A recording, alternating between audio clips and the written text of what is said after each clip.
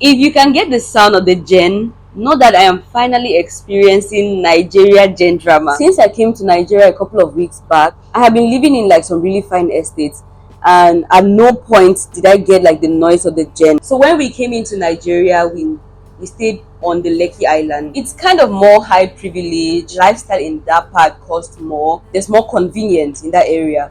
So even when we left Lekki Island and we moved to Ikeja, we were still like in a tush place, no sound of the gen, 24/7 light, Wi-Fi. So when we traveled to the north and came back, I remember one of those days, Carol was like, "Hi, Vicky, this is how much we've spent so far in Nigeria." And I was like, "Oh wow, interesting figures. We have to make better choices." So we moved into this hotel in Oshodi. So this is like where Carol stays when she comes to Nigeria. Generally, I'm not a complicated person, but I need Wi-Fi. This place doesn't have Wi-Fi. So I was nagging Carol and she decided to get me this Wi-Fi. Truth, no more wahala. Hi guys, good morning. I'm currently on the streets of Oshodi. As you can see, I'm alone. So I'm going through the streets of Nigeria alone, and I want to see how far I can go with $10. $10 is about 23,000 naira, which is like 8,000 CFA francs. I want to see what I can do on the streets of Lagos, precisely Oshodi, with $10. Let's go spend some money.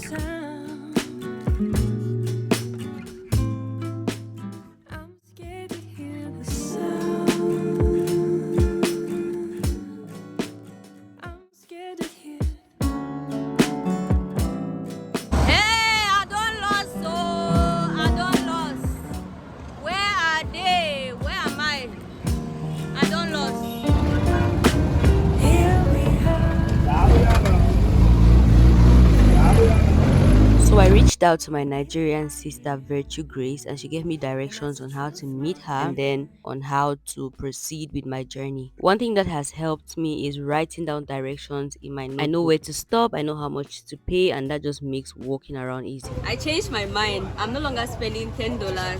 I came to this POS spot. Okay, so this is a POS, right? POS machine. POS is point of sale. It's short form for point of sale. So we have them in Nigeria, sort of like mobile ATMs, all right? So instead of going to the bank or going to look for banks to withdraw from their ATMs, we have agents like Miss Mary here that register with the banks, and then the banks give them these terminals, so they transact outside. You can come here with your bank card, like, let me cover it. Nigeria is not a point. You come out with your bank card like this. This is GT Bank, and then you give them, they insert it here and do all of that. You tell them the amount you want to withdraw, and then they input it. You put your card pin and it processes. So basically they deduct the money from your account into their own account, and then they give you cash, so they can go to the bank anytime and withdraw it. You understand? And then they also get some commission. Yeah, so if you withdraw from them, for instance, you withdraw 5,000 naira, they charge you 100 naira. That's their own commission they are going to get from it at the end of the day. So if you withdraw 10,000 naira, they charge 200 naira, like that. So it's 100 naira for every 5,000, like that. So that's how it works. At the end of the day, everybody is happy. And this is 100,000 naira. 100,000 naira. This is like 30,000 francs. Okay, so I'm taking you all to the market. This is plenty money. If this was Cameroon money, Jesus, I'll just have Parotain Grace. But this is it's not a lot of money, I promise you. So let's go to the market. Today I'm walking alone. I'm going to Balogun, and let's go and spend this money. Let me hide it well. Then I use this to come out. And as usual, when you're going to the market, your back has to be in front like this. Yeah, so I got a car for Obalinde. Let's go to the market. Something strange happened to me on this day. When I came back and I was sharing the story with people, everybody was like, "Ah, Vicky, never ever do that." Let me share that story with you. I am safe. Driver, wind up glasses, put AC. So yesterday, I took a downfall from Sabo to Obalende, but it wasn't yellow or white. It was like ox blood. The thing is that the keke driver who dropped me, he said, "See that red car there? You can enter there." So when I took it now, the man, he put the glass of the window. Oh. He put it up, and then he told my neighbor to put his own up, and then he put the AC on. So when he did that, I now turned behind to look at the other passengers to be sure that I was not with kidnappers and armed robbers. So when I turned behind, the man was like, "Ah, sister, don't worry, you're safe." I'm like, "Ah, I'm safe." So you know that this thing that you're doing is not correct, and you're doing it. He said, "No, even if the distance is short, he wants his clients to be comfortable." Adding more suspicion. With 500, you enter On AC. top of 500. So when I came back and I'm telling everybody around me what happened, they're like, I should never ever try to enter a car which is not either yellow or white in Lagos. I'm hearing stories how they kidnap people in buses like that. Who will you call to raise 50 million? I don't have any bus, you. If they kidnap me, I'll just stay there. I'll join the kidnappers. I said, recruit me, let me be kidnapping for you. I don't have money. So let me know, have you had any experience like that in Lagos? Drop a comment. Driver, are we paying extra for this? No. No extra payment. Who knows? So you were driving by mechanic, you won't go deliver the car. Where? You bought assist. Ah, God. Only rim remain. Rim. Ah. There's one of those expensive car. How to build. No single iron for the body. All on a fiber. Fibers. Where? No formal iron like this. And you go to ask you go see the skeleton. You go see skeleton now. No skeleton. Just yesterday. There. See. Just Yeah. That's the ashes. I'm telling you, no single iron was removed. When I got to Obalende, I took a bus from Obalende to Balogun market. So the mistake I made before going to this market is compare prices from a video that was shot a year ago. So I was going to the market. In my mind, I said I was going to get a wig for like 60, 70, 80k. You get. So when I got to the market, prices have increased. So this is giving it for 92.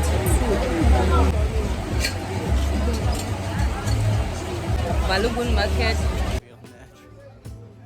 I wanna stay till pasture, even if it means I got Some hair like this goes for 135. It's really soft. 135, but I don't like straight hair. I prefer my hair curly like this.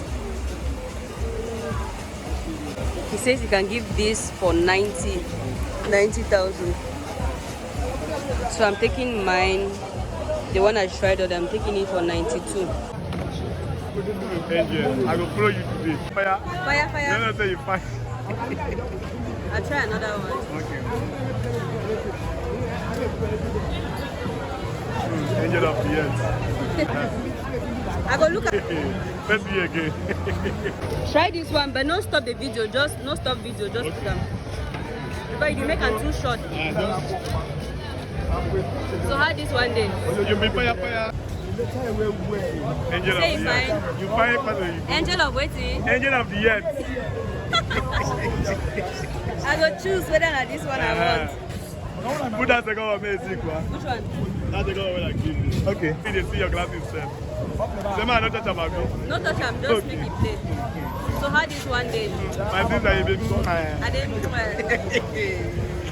that man enjoy, I beg. The man they enjoy. Go your phone, I beg.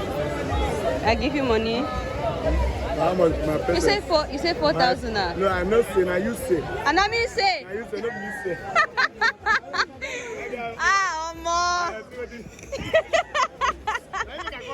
This one, the lawyer. Na lawyer. So na me say, no be you say. Me say, na you say.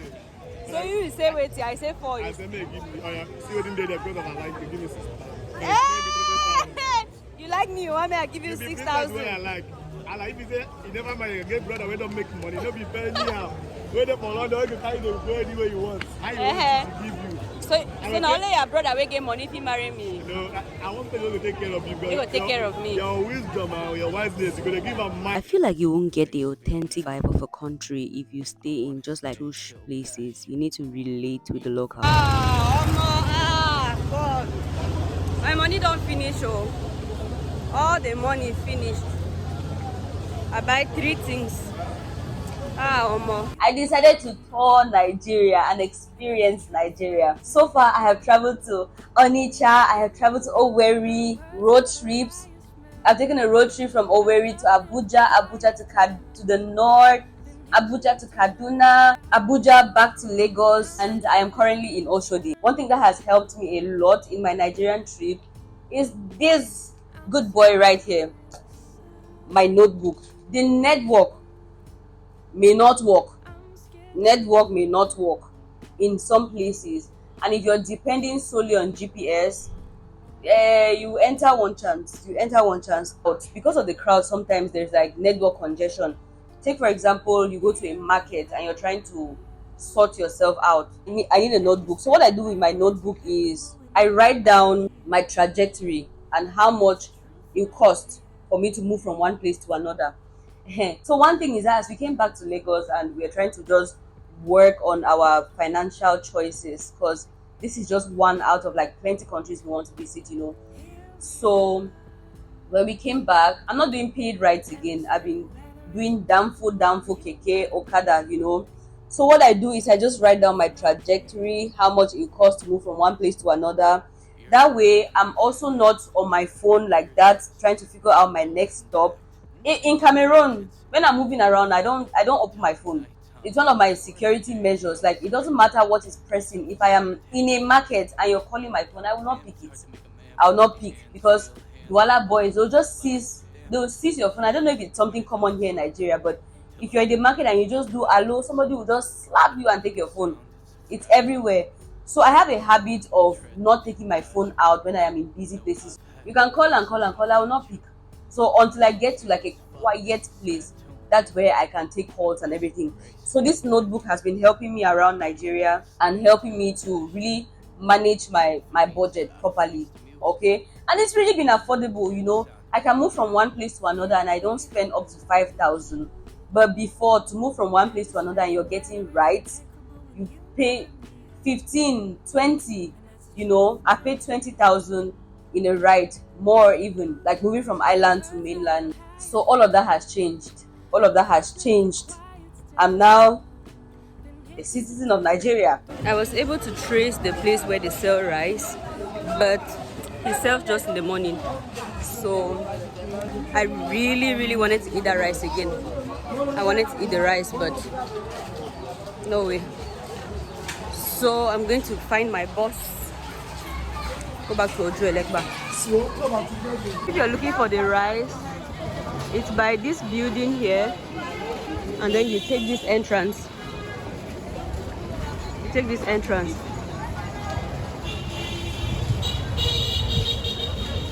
has stairs there. So if you go down, you're going to find a place. It's also by this building. I don't know what this is called, but inside here you have the Awoloya Street. If you just go down, you're going to find Awoloya Street. So I'm going back to get my bus to Ojuelegba. So this may be the last time I come to Balogun market, and my final assertion is that if you come to the market once, twice, it's not going to be very difficult, because this is my second time I'm here alone and I was able to make my way. So yeah, it's a little difficult on your first day, but after that it's okay. Throughout the streets of Lagos we have little eateries like this one where you can have Indomie. I think I had Indomie in Kaduna. Yes, in Kaduna. So it's been a tiring day. I've walked around a lot. So I'm going to get Indomie and egg from here.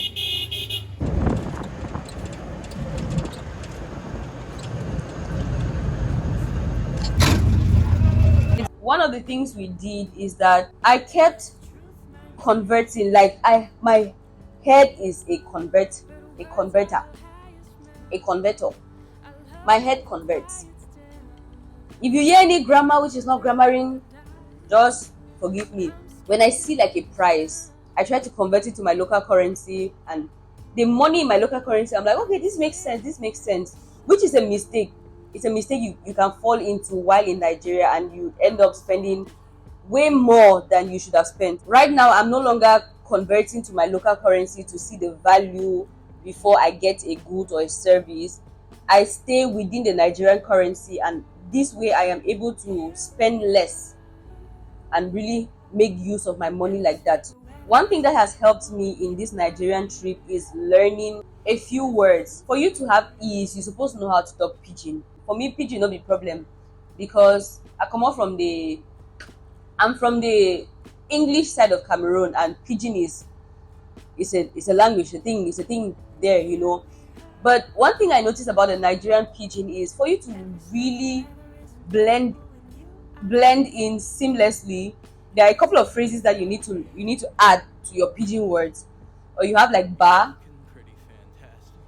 you say they come ba. We have like shebi you say go give me. And then we have omo, omo, waiting they happen, omo, driver, waiting they happen, you know.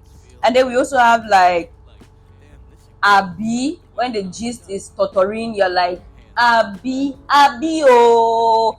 So you need to be able to add some of these Nigerian slangs to your pidgin so that you don't feel foreign. Lagos is for hustlers. You know, when I went to Abuja, I was like, this Abuja is giving me the vibe of I have money, I just need a place to chill and chop my old money type of vibe. Abuja gave me that type of, I have money, I don't really need to stress myself. I'm like, oh no, even though I spend more time in Abuja, but I'm like, I'm a hustler. I need to make me some money. Let me come to Lagos and find stories that I need to find in Lagos. Yeah, that's why I'm back in Lagos. Lagos does not sleep. Because explain to me why yesterday I was coming back from Balogun market. Explain to me why 9 p.m. I'm walking on the streets of Oshodi market, and stores are open, people are dancing, fish sellers are there, pomo sellers. It doesn't look like they're going to anywhere anytime soon. Do you understand? 9 p.m. in a Nigerian market. 9 p.m. as in night, as in very soon kukuruku, as in people are sleeping. But Lagos does not sleep. Omo. So Lagos doesn't sleep.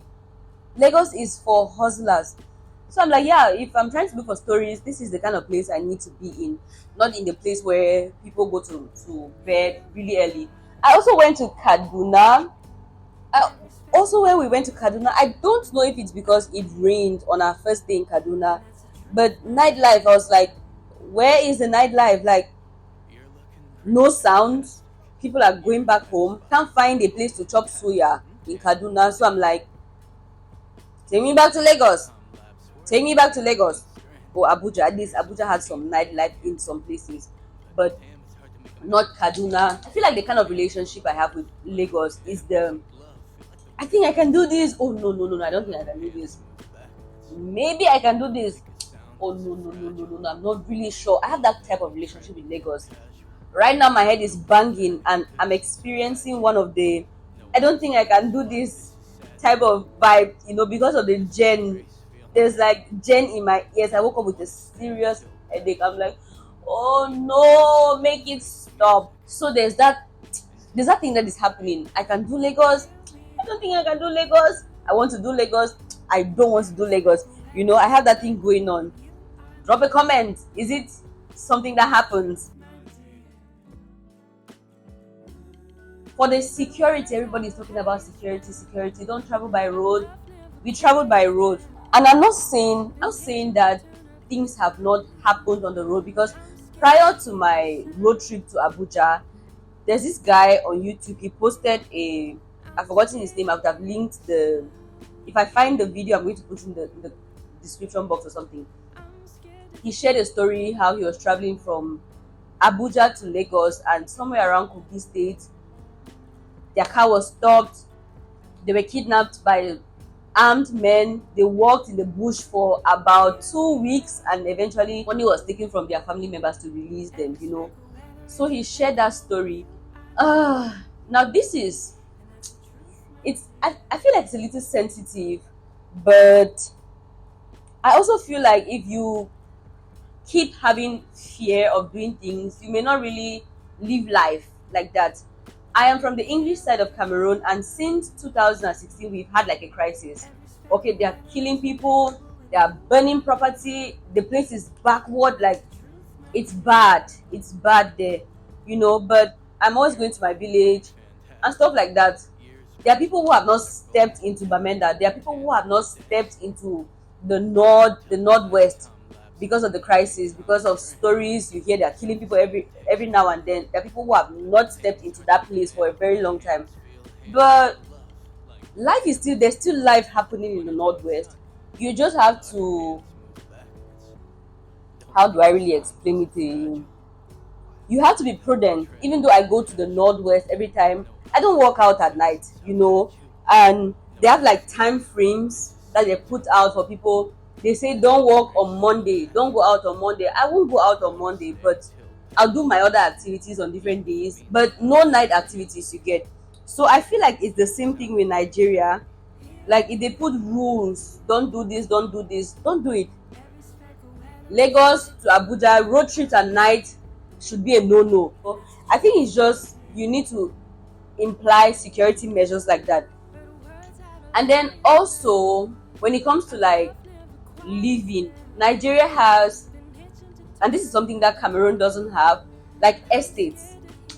They are gated estates that have security guards, CCTV cameras. Those areas are more secure than everything. If you're living in an estate, there's a guard. It's going to be difficult to hear stories of like robbery or stuff like that. But if you're living in places that are not gated estates, this is caution that everybody takes. It is not a Nigerian thing. It's something that happens everywhere. If you know that there is no guard in your house, are you going to be sleeping with your door open? No, you don't sleep with your door open. Some of us have first doors, second doors, third doors, and like a fence, and then you have a dog outside that the dog will be sleeping at night when you are put it there to be guarding. So I feel like the security thing is a general phenomenon. It's a general phenomenon. It's not just a Nigerian thing. When I go out, say we have a program in church, when I go, because I don't do nightlife. I'm a church girl like that. So when I go out, say we have a program in church, and I'm coming back to the house, maybe it's at night, my important documents, like my ID. Talking about ID in Nigeria, nobody's going to stop you anywhere to ask you or identify yourself. No, since we started traveling, nobody has done that. Nobody. In Cameroon, you can't move around without your identity card. At any moment, they'll be like, "Presentez-vous." Presentez-vous is identify yourself, identifiez-vous, and stuff. So you just be like, "Where, officer? I just left from here. I want to buy granite." And I present yourself. You're like, "Hey, leaving my house to buy granite, I have to show you my ID." They're like, "Yeah." And if you don't show it, problems. Okay. But in Nigeria, nobody has asked me to present myself. I don't go out with my passport, nothing, so that's different. So when I go out and I'm coming back in, if I have my ID with me, I put my ID in my kidneys. I hide my ID in my lungs. You get? Because I know there are some of these babanas that are waiting for you in dark corners. That can be waiting for you in dark corners as you're passing, they'll just snatch your bag. So I make sure that in my bag there's nothing valuable. I just put my important things in my womb somewhere, that if they're snatching the bag, everything in the bag I can let go of. But the things that are on me are more precious, you know. Same thing in Nigeria. You need to shine your eyes. Do you get? Don't be on the street and you're walking and doing ha ha ha hi, I have money on me. I watched this Nigerian movie. Somebody called, was it like Mr. Ibu?